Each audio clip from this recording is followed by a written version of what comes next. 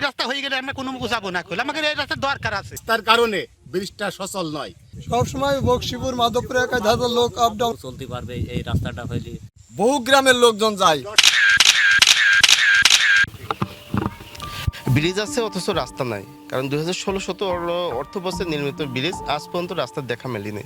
এমন এক ঘটনা ঘটেছে আমাদের চুয়াডাঙ্গা জেলার আলমডাঙ্গা উপজেলার কালিদাসপুর ইউনিয়নে। অর্থাৎ এখানে কুমার নদীর উপর যে ব্রিজটি, সেটা 2016-17 অর্থ বছরে প্রায় 57 লক্ষ টাকা বিনিয়োগে কিন্তু ব্রিজটি নির্মিত হয়েছে, কিন্তু আজ অবধি সেটা রাস্তার দেখা মেলে নাই। বিভিন্ন সময় বিভিন্ন নিউজ হয়েছে, কিন্তু সেটা কিন্তু আজ পর্যন্ত কর্তৃপক্ষ টনক নড়ে নাই।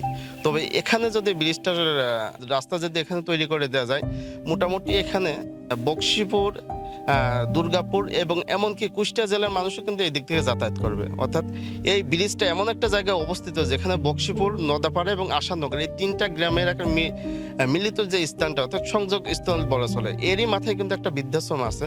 তবে এটা যদি রাস্তাটা যদি নির্মিত হয়ে যায়, তাহলে এখানে বৃদ্ধাশ্রমের যেমন এখানে মানুষজন যাতায়াতের যেমন সুবিধা হবে, পাশাপাশি প্রতিদিন এই রাস্তা দিয়ে প্রায় 5-7 হাজার মানুষজন এখান থেকে যাতায়াত করবে।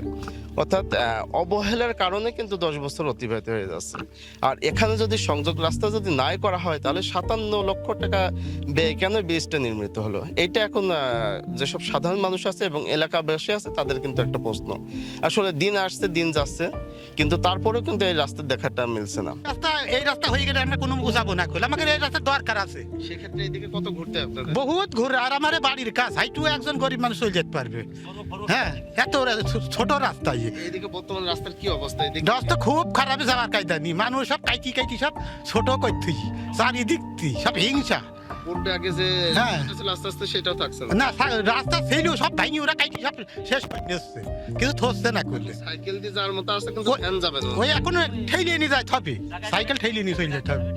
হ্যাঁ, ঠেলিয়ে নিয়ে যেতে হবে। এই সংযোগ রাস্তাটা যদি হয়, তাহলে কয়টা গ্রাম এখানে একত্রিত হবে? এ বহুত গ্রাম, এ বুঝলি পরে করা যাবে না। দুর্গাপুর ওই ঝাইদির মানুষও আসে এই রাস্তায়, বহুত দূরের লোক আগে চলছে, জেলায় বহুত লোক।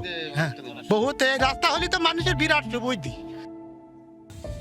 আমাদের ডান সাইডে নওদাপাড়া এবং পূর্ব দিকে আসাননগরের পূর্ব দিকে বক্সিপুর এবং সামনে একটা বৃদ্ধাশ্রম, এবং আমাদের আসাননগরের লোকজনের জন্য খুবই দরকারি একটা রাস্তা।